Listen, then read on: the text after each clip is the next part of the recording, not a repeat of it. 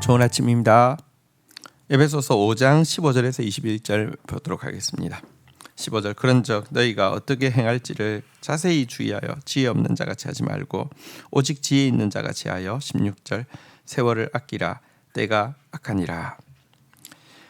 자, 이제 빛의 자녀인 우리가 어떻게 행해야 될지 계속 이야기하고 있는데요. 먼저 어떻게 행할지 자세히 주의하여 지혜로운 자로서 살라 이렇게 이야기하고 있는데요. 그러면 어떻게 사는 것이 이 세상 가운데 지혜롭게 사는 것이냐? 여기 보니까 세월을 아끼는 것이다 이렇게 이야기를 하고 있습니다. 이제 세월을 아끼라 때가 악하니라 이 말은 우리 뉘앙스로는 약간 소극적으로 들리죠. 헛된 일에 시간 낭비하지 말라 이런 정도로 들리는데요. 원어적인 의미는 반대로 의미 있는 일을 위한 기회를 잘 잡으라 이런 적극적인 의미를 가지고 있는 표현입니다. 왜 우리가 의미 있는 일을 위한 기회를 잘 잡아야 합니까? 세월이 악하기 때문입니다. 이 세대가 악하기 때문입니다. 우리를 둘러싸고 있는 환경은 우리의 시간, 우리의 인생을 헛수고와 수치로 끝나게 할 유혹들로 가득합니다. 그래서 하나님께서 마음을 주셨습니다. 기회를 주셨습니다. 의미 있는 것을 할 수 있는 이렇게 상황에서 내가 이것을요 미루게 되면요, 여러분 이 악한 세상이 가만두지 않는다는 것입니다. 하나님께서 주신 이 소중한 기회를 잡지 못하게 되면 그 기회를 도리어 죄 짓는 데 빼앗기게 된다는 것입니다. 우리는 항상 기억해야 합니다. 죄 지을 시간을 빼서 하나님을 섬기거나 반대로 하나님을 섬길 기회를 박탈당하고 죄를 짓는 야의 기로에 놓여 있는 존재라는 것을 기억해야 합니다. 그래서 빛의 자녀다운 삶이란 좀 기회를 선용할 수 있는 그 삶을 사는 것이고요. 또 이런 삶을 살기 위해서는요, 앞에서 이야기한 바대로 이렇게 정말 무엇이 하나님을 기쁘시게 하는 것인가 계속 생각해야 합니다. 또 우리 17절 한번 볼까요? 그러므로 어리석은 자가 되지 말고 오직 주의 뜻이 무엇인지 이해하라. 그래서 주님의 뜻이 무엇인지 계속 이해하는 것이 필요합니다. 여러분, 하나님의 뜻 무엇이 하나님을 기쁘시게 할까 시험하는데 시험에 대한 채점지가 성경이죠. 성경에 보면 무엇이 하나님을 기쁘시게 하는지 계속 나와 있습니다. 하나님 앞에서 이 해답을 계속해서 찾아서 이렇게 이 해답으로 나아가는 우리가 되어야 할 것입니다. 18절입니다. 술 취하지 말라 이는 방탕한 것이니 오직 성령으로 충만함을 받으라. 19절 시와 찬송과 신령한 노래들로 서로 화답하며 너희 마음으로 주께 노래하며 찬송하며 20절 범사에 우리 주 예수 그리스도의 이름으로 항상 아버지 하나님께 감사하며 21절 그리스도를 경외함으로 서로 복종하라.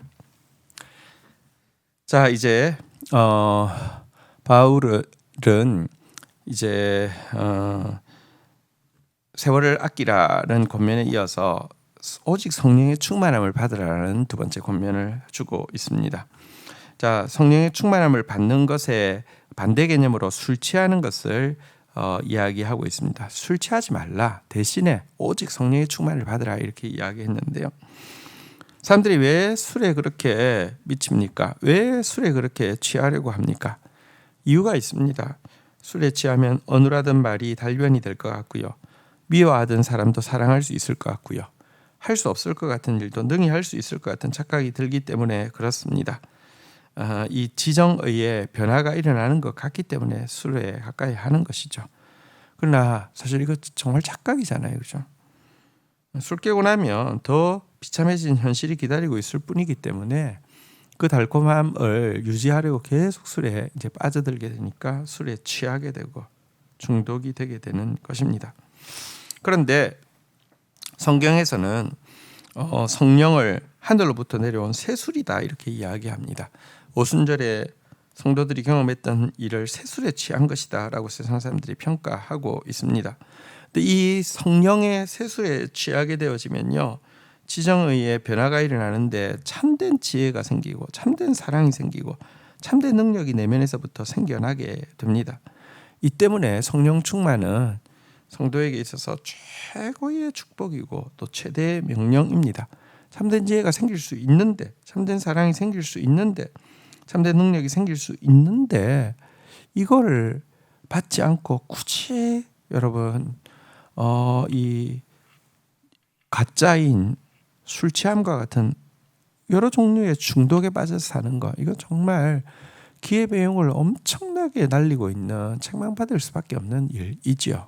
그래서 성령 충만은 최대의 명령이기도 합니다. 여러분, 우리가 하나님의 뜻을 이해하고 하나님께서 주신 기회를 선용하기 위해서는 반드시 성령으로 충만해야 합니다.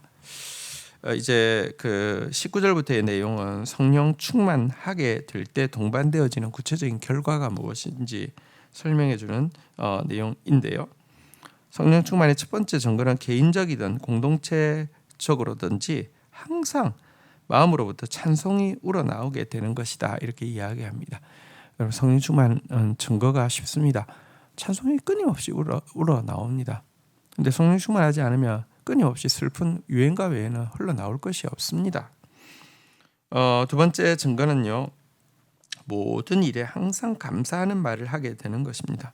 성령 충만하지 않으면 모든 일에 대해서 여러분 불평하게 되고, 모든 일에 대해서 비관적으로 이야기하게 되고, 모든 일에 대해서요 마저 못해서 하는 것처럼 행동하게 되는데요, 성령 충만하면 모든 일에 대해서 감사하게 되는 것입니다. 그리고 마지막 증거는 머리 대신 그리스도에 대한 경외감으로 말미암아 피차 서로 복종하는 모습입니다.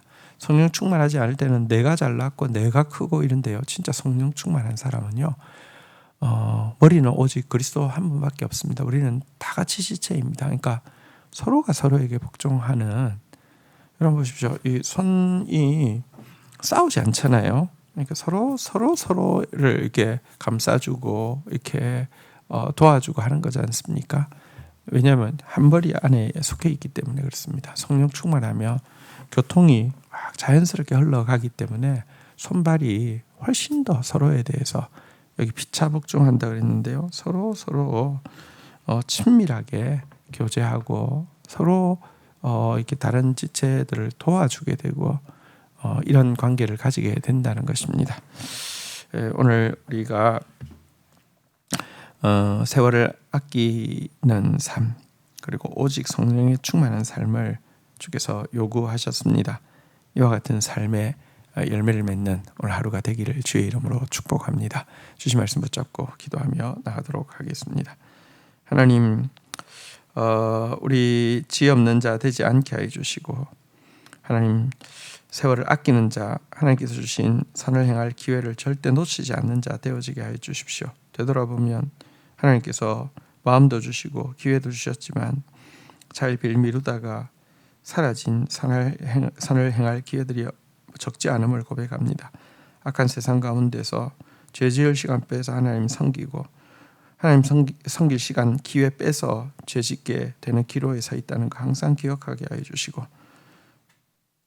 하나님께서 주신 기회를 절대 놓치지 않는 지혜자 되어질 수 있도록 인도하여 주옵소서.